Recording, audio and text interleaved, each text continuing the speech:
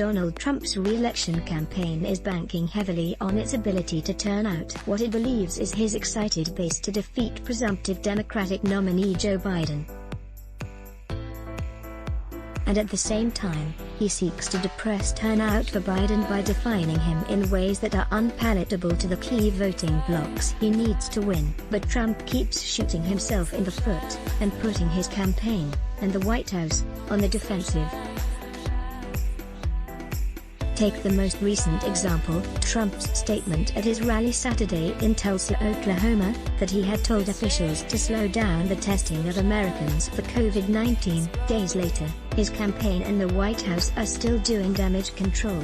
Related statements like these leave Trump and his allies unable to go on the offense against Biden.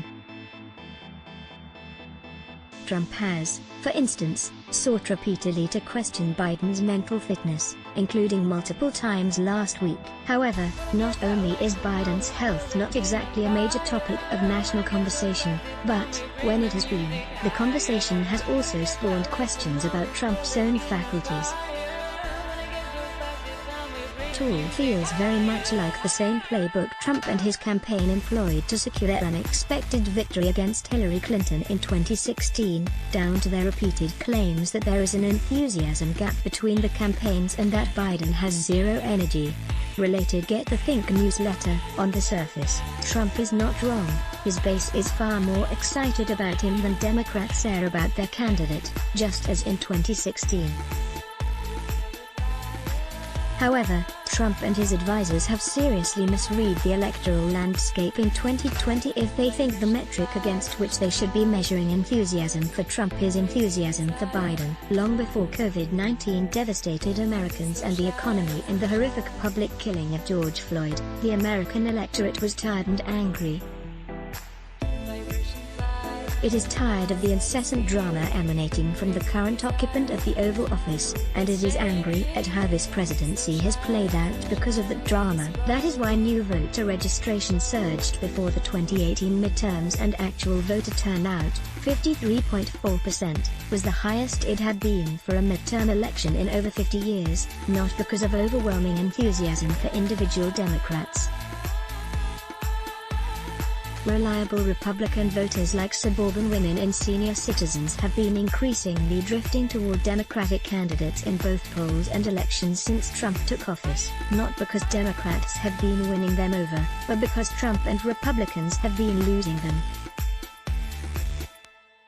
And a recent Fox News poll showing Biden with a 10-point lead over Trump among voters 65 and older only confirms the growing problem for him.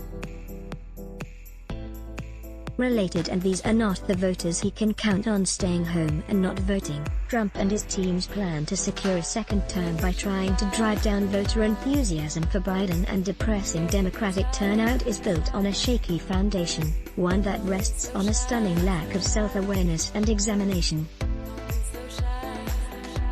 Certainly, Trump broke the mold of how presidents are elected and behave in office, and some Americans love that.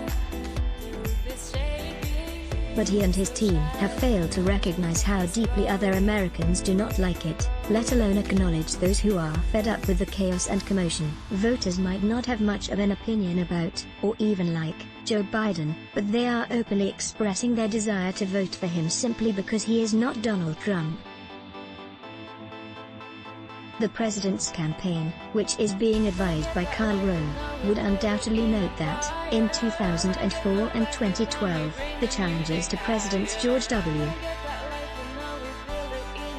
Bush and Barack Obama did not benefit from anti-Bush or anti-Obama voters. With relatively low turnout, those voters stayed home in too great numbers, unconvinced of the necessity to turn out or of their own power. Related, but Trump is neither Bush nor Obama to the voters who have serious problems with him, and that line of thinking fails to account for what Biden represents to millions of voters: stability and tranquility after a years-long Trumpian tempest. He is, unlike John Kerry or Mitt Romney, a reminder of an era of relative calm.